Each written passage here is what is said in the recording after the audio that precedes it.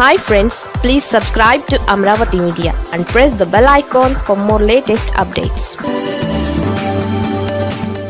Junior NTR అంటే చంద్రబాబు కన్నా ఆంధ్రజ్యోతి ఆర్కేకు భయం ఎక్కువ ఉందా? పాత్రికేయం కూడా వ్యాపారం అయిపోయింది. ఇక తెలుగు నాటైతే వ్యాపారులే పాత్రికేయంలోకి వస్తున్నారు. పాత్రికేయంలోకి వ్యాపారులు వచ్చినప్పుడు ఖచ్చితంగా లెక్కలు వేసుకుంటారు. ఇప్పటికే తెలుగులో పాత్రికేయుడు నడిపిస్తున్న ఆంధ్రజ్యోతి. కోర్స్ ఒకప్పుడు ఆంధ్రజ్యోతి ఇబ్బందుల్లో నడిచేది. ఇప్పుడు అంతకుమించి అనే స్థాయికి చేరుకుంది. ఇది ఎలా సాధ్యమైంది? అనుకూలంగా ఎలా మలుచుకుంది అనే ప్రశ్నలను పక్కన పెడితే ఇప్పటిదాకా ఎదగడం, ఈ స్థాయిలో ఆర్థికంగా నిలబడడం మామూలు విషయం కాదు. ఆ కిటికీ ఏంటో రాధాకృష్ణ బయటకు చెప్పలేడు కూడా.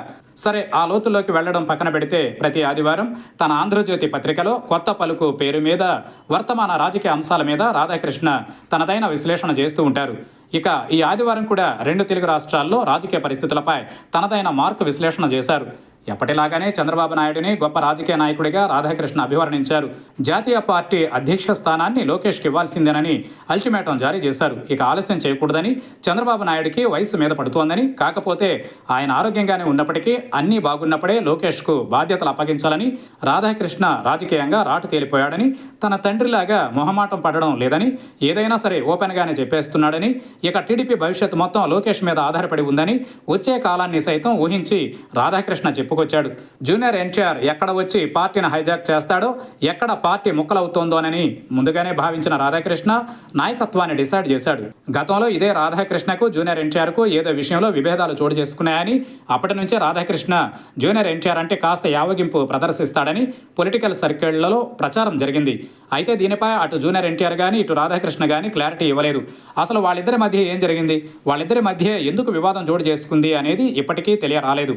కాకపోతే మనసులో ఈ విషయాన్ని కూడా పెట్టుకోకుండా ఓపెన్గా చెప్పడం రాధాకృష్ణ స్టైల్ కాబట్టి జూనియర్ ఎన్టీఆర్ మీద ఉన్న ఆకాశ కోపాన్ని తన రాతల్లో ప్రదర్శించాడు.